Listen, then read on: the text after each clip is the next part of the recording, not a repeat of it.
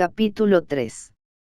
La carroza se bamboleaba algo perezosa, levantando en el lecho de la carretera una nube de polvo, mientras que los cascos de los animales, al golpear los pedregales del camino con un ruido monótono, provocaban más somnolencia en el único pasajero que conducía.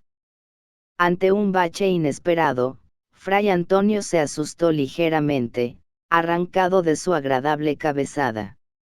Viajaba desde temprano rumbo a St. Michel. Había acordado con el duque ir personalmente a buscar a Maris al convento. Debería entenderse con la superiora a fin de enterarse de todo cuanto se refería a ella. ¿Hasta qué punto conocería la verdad sobre su nacimiento? El duque deseaba pasar ignorado tanto como fuese posible. Siempre se había sentido poco a gusto frente a las consecuencias de sus faltas, aunque no por eso dejase de practicarlas nuevamente si tenía la oportunidad. Por ello, había alquilado una carroza para que Fray Antonio fuera hasta el convento, en vez de prestarle la suya. Fray Antonio ya había tomado la merienda cuidadosamente preparada por Liete, quien había permanecido en casa a la espera de su sobrina. El día estaba caluroso, y Fray Antonio sudaba en el interior del coche, que era un horno. El sol lo alcanzaba de lleno, calentando sus almohadones que parecían un brasero, envolviendo al viajero en una especie de modorra. Finalmente, a las 2 de la tarde, se detuvo frente a los solemnes portales de St. Michel. A una palabra del cochero, el portero abrió el ancho portón de madera y la carroza penetró en una agradable alameda sombreada por la copa de los árboles, que transmitieron a Fray Antonio una frescura deliciosa. Anunciado por la portera, Fray Antonio fue recibido inmediatamente por la Madre Superiora. Esta, conociendo por su aspecto el cansancio del viaje, amablemente lo condujo a una rústica pero agradable sala, donde mandó que le fuese servido un refresco con algunos bizcochos. Después de conversar sobre algunos asuntos inherentes a sus órdenes religiosas, se hizo el silencio y Fray Antonio comprendió que había llegado el momento de tratar el asunto que lo había llevado hasta allá. Calmamente expuso el caso a su interlocutora, quien atentamente lo escuchó. No me causa sorpresa la actitud de Maris. Es una buena muchacha, muy estudiosa. La estimamos bastante, pero está ilusionada con las bellezas transitorias de un mundo que desconoce. Nos gustaría que tomara el velo y continuase con nosotros, pero le falta la verdadera vocación. Si permaneciese aquí, ciertamente le serían ahorradas muchas amarguras, muchas penas que el contacto con el mundo le traerá.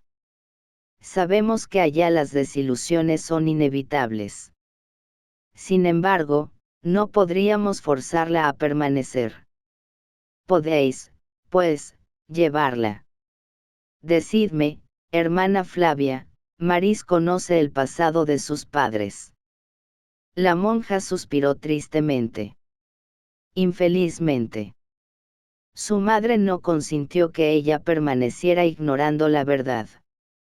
No pudimos evitar que ella tomara conocimiento de todo. Por lo demás, siempre que puede, Annette ha venido al convento para verla. Fray Antonio esbozó sorpresa. Y, su marido, el marqués de Vallense, lo sabe. La Madre Superiora sacudió negativamente la cabeza.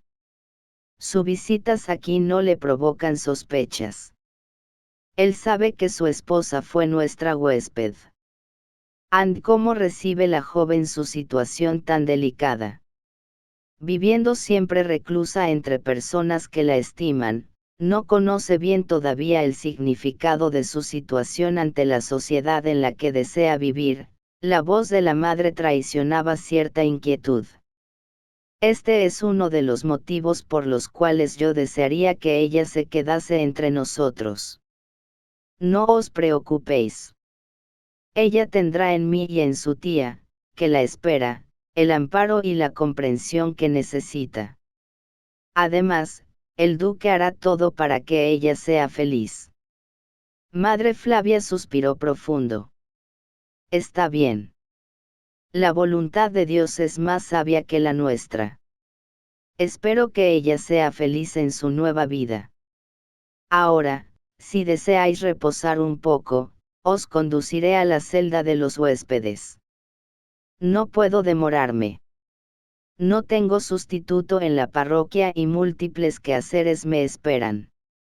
Sería bueno si pudiésemos partir lo antes posible. El semblante de Madre Flavia traicionó su emoción. Procuró controlarse, pero era evidente que la partida de la joven la entristecía. Está bien.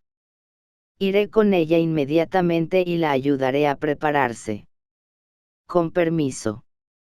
Suavemente se deslizó por el aposento en un roce delicado de sus faldas amplias y almidonadas. Fray Antonio, confortablemente acomodado en una cómoda poltrona, permaneció aguardando su retorno en compañía de la joven que sería, de allí en adelante, su protegida. ¿Cómo sería ella? Naturalmente una muchacha igual a las demás que tantas veces había vislumbrado en los colegios y conventos que visitaba.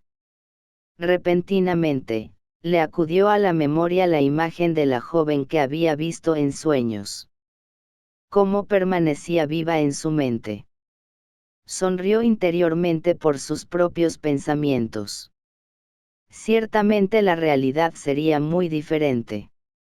Su mente preocupada había forjado aquella imagen que no existía.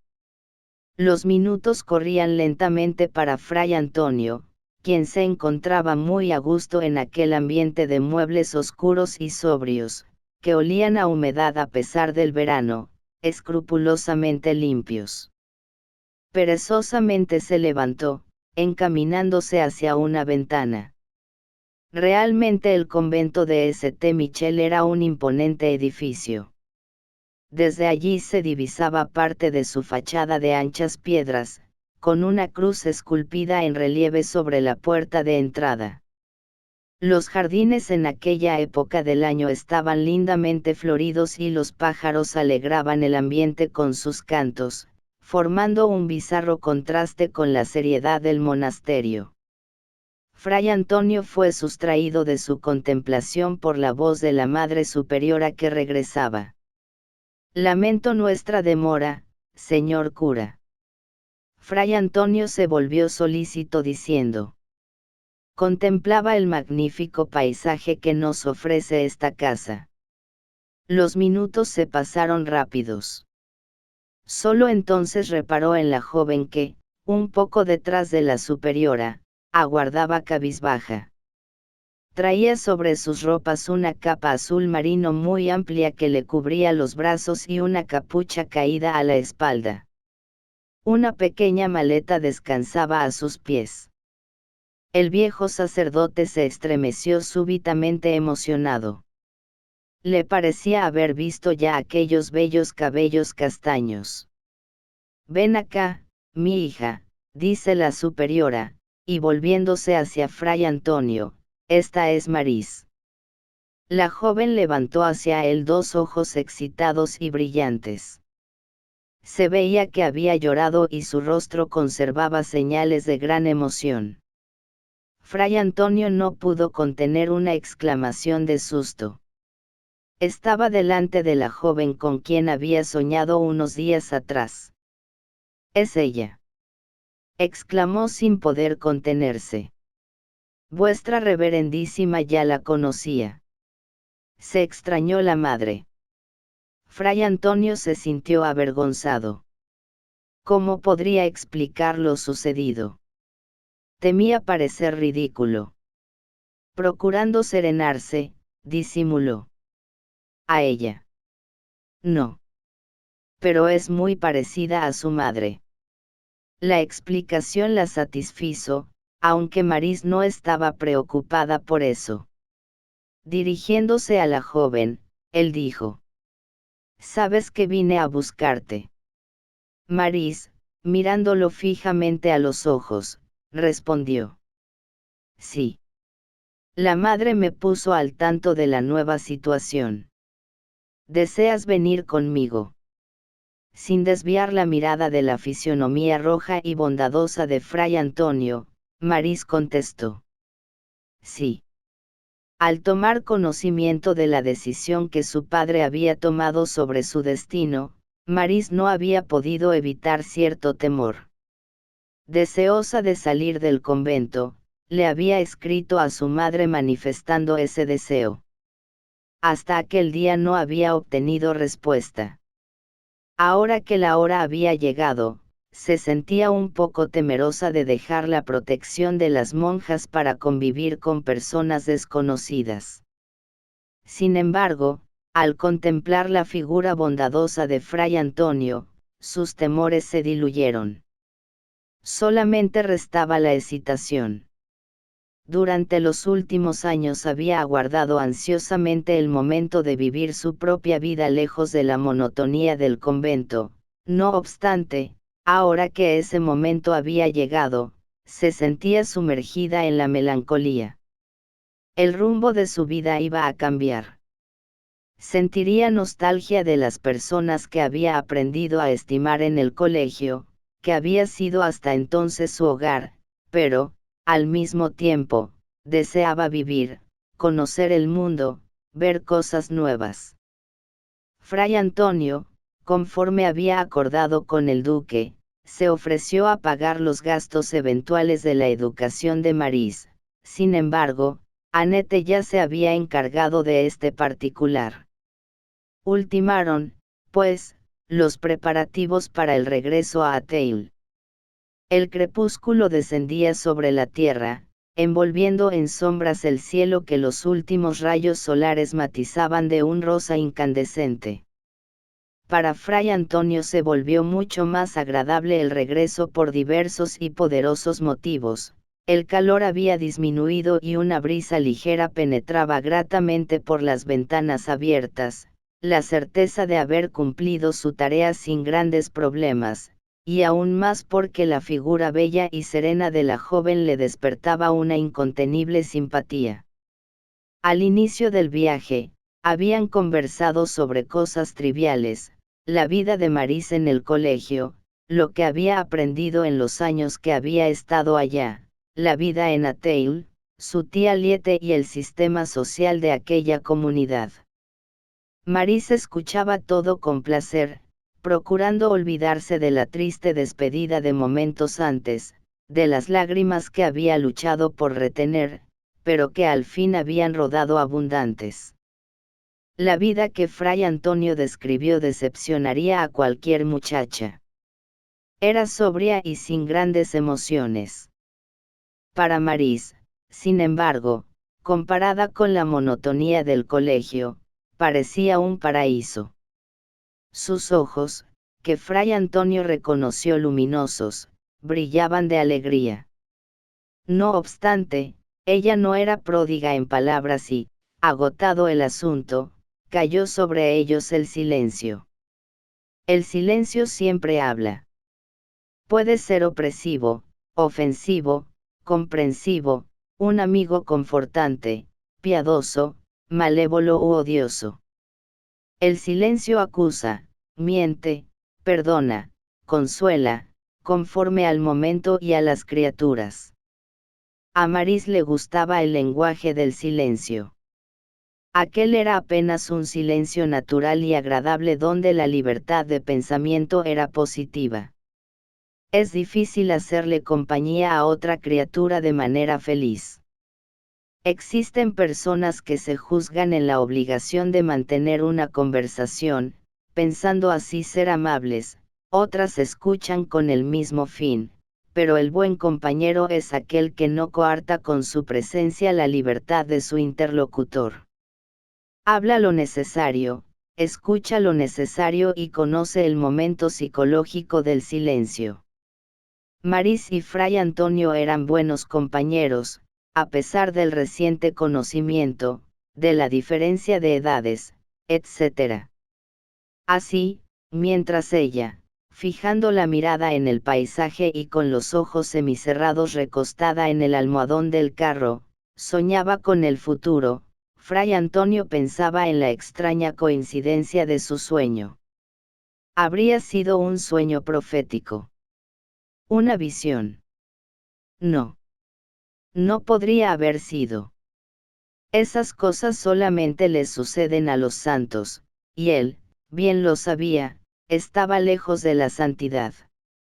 ¿Qué sería entonces? ¿Habría nuestro Señor Jesús Cristo hecho que él soñase con ella? ¿Pero para qué? En todo caso, fuese como fuese, no le contaría el hecho a nadie para no correr el riesgo de verse ridiculizado.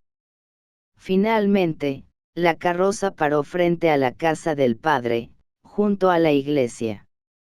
La casa había sido pintada en aquellos días y conservaba aún el olor agradable de las cosas nuevas.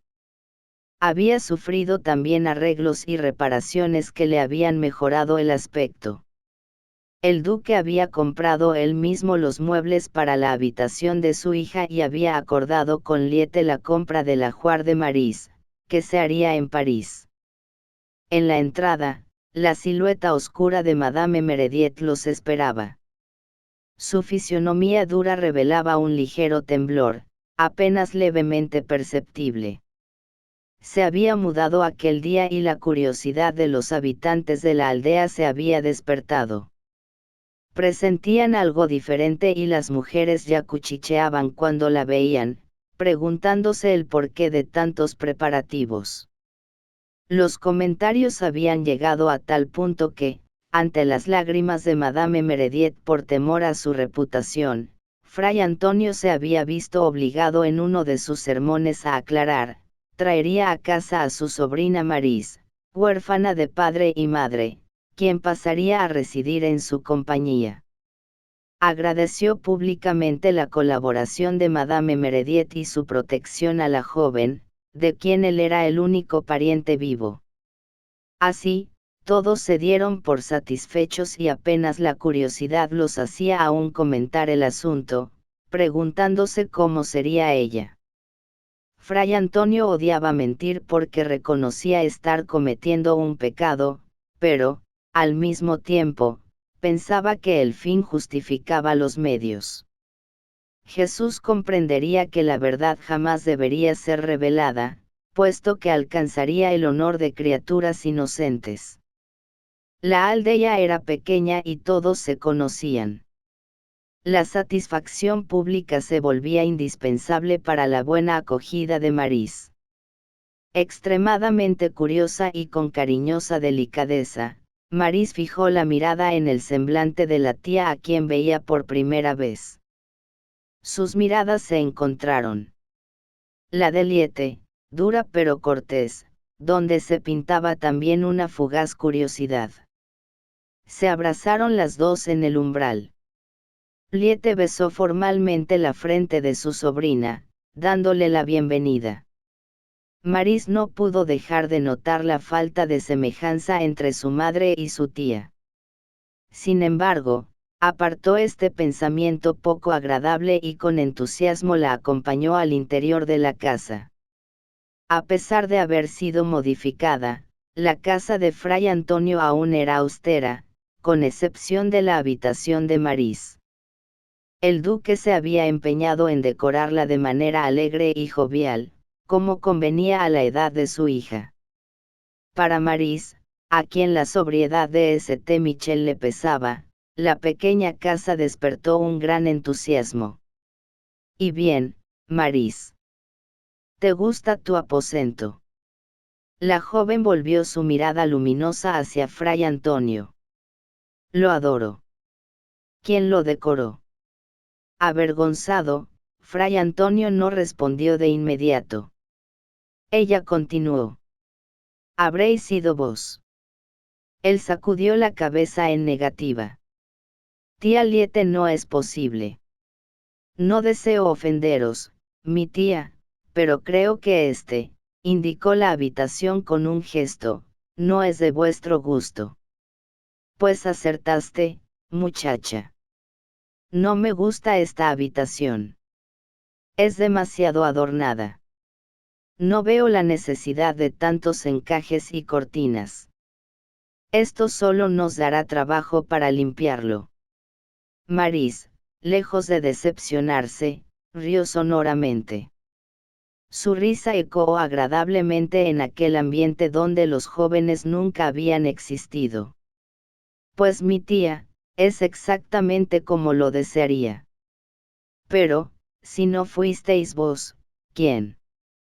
Se quedó algunos segundos pensativa, después, un súbito rubor invadió sus mejillas. Hasta aquel momento no habían hablado sobre su padre.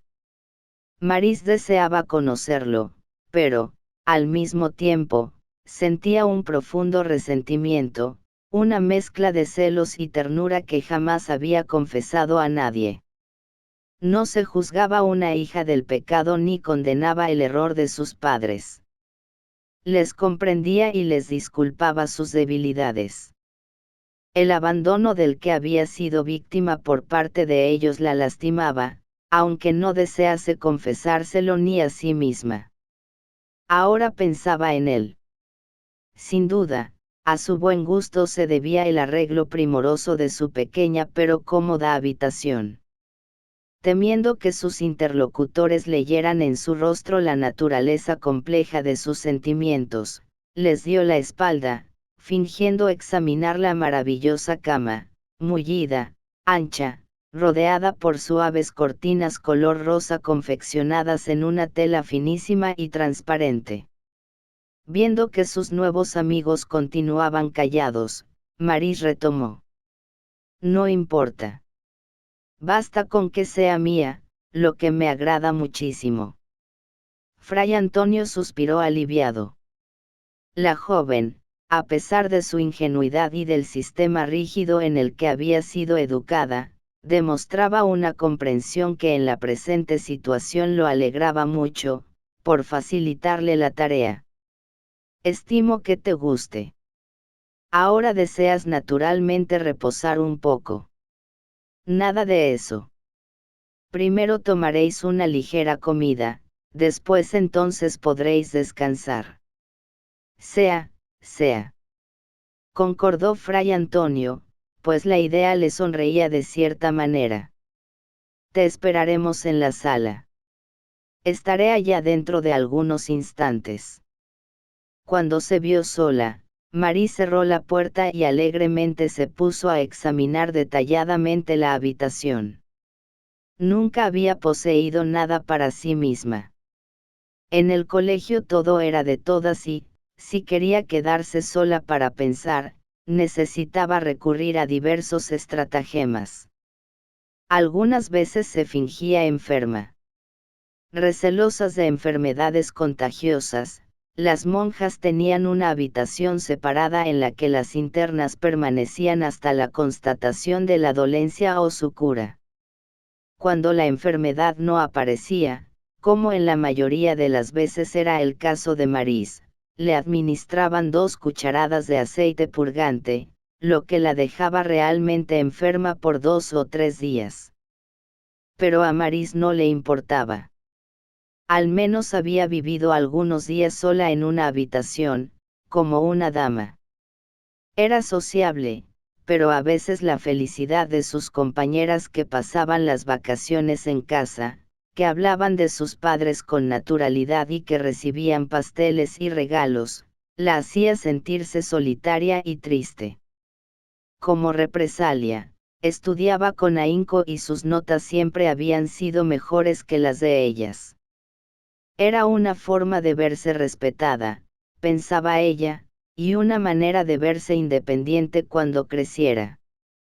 Sus padres no la habían querido, pero habría de demostrarles que no necesitaba de su protección, que se bastaba a sí misma. Había aceptado la protección de su padre temporalmente, solamente así podría salir de aquella prisión colectiva, como íntimamente denominaba al convento.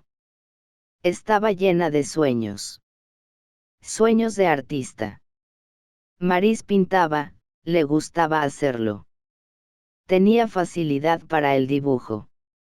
Había sorprendido gratamente a sus maestros en el colegio. Hasta hacía muy poco, sus trabajos habían sido pequeños y sin un real valor artístico. En el futuro se dedicaría al trabajo, con la certeza de poder vencer. En la escuela había sido forzada a pintar como y lo que el profesor deseaba. Él había cortado todo su impulso natural, tachándola de reformista y sin noción del estilo clásico, pero Maris poseía un estilo propio, algo dentro de sí que necesitaba desbordar. Creía en su propio talento. Pensativa, abrió la maleta que descansaba sobre una pequeña mesa. Sus objetos queridos fueron siendo distribuidos con rapidez por la habitación, humanizándola. Colocó las ropas, que eran pocas, en los cajones. Fue entonces cuando notó una caja labrada y de tamaño regular sobre una pequeña repisa. ¡Qué belleza!, pensó. La tomó con ambas manos para examinarla mejor. Curiosa, giró la pequeña llave de plata que la cerraba. Su tapa se levantó automáticamente y el sonido alegre de un minueto llenó el aire. El pequeño susto de Maris se transformó en entusiasmo. Dentro, un sobre lacrado. Leyó, para Maris. Emocionada, lo tomó con manos temblorosas. Colocando la caja abierta sobre la repisa, abrió el sobre y leyó. Mi querida hija, deseo que el aposento esté a tu gusto. No me fue posible esperarte hoy, como habría sido de mi agrado, sin embargo, estás segura de que mi pensamiento está contigo. Ruego aceptes este pequeño obsequio que aquí está. Iré a verte dentro de poco y entonces conversaremos sobre tu futuro y sobre mi pasado. Afectuoso abrazo de tu padre. La carta no contenía nombre, pero Maris ni siquiera percibió el detalle prudente del duque. Con manos trémulas, tomó la pequeña bolsa de terciopelo que estaba cuidadosamente acomodada en el fondo de la caja. Cuando la abrió, un vivo rubor tiñó de emoción sus lindas mejillas. Contenía un maravilloso collar de brillantes y esmeraldas que rutilaron ante sus ojos maravillados. Debía valer una fortuna. Atados por un finísimo cordón dorado, estaban también los pendientes en conjunto. Pasado el primer entusiasmo, la expresión de Maris cambió. Así que era esto. Con aquellas piedras él pretendía comprar su estima. ¿Cómo no la conocía su padre?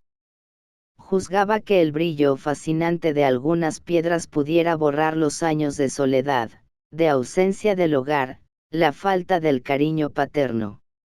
Contrariada, guardó rápidamente las joyas en la bolsa y, recolocándola en la caja, la cerró nuevamente. La música cesó y Maris sintió ganas de llorar. Unos golpes sonaron en la puerta de la habitación. Maris, estamos a la espera para la cena. Disculpen. No me demoraré. Resoluta, se enjugó las lágrimas, se quitó la capa que aún llevaba puesta, hizo un rápido arreglo y salió enseguida para participar en la cena, aún sin apetito.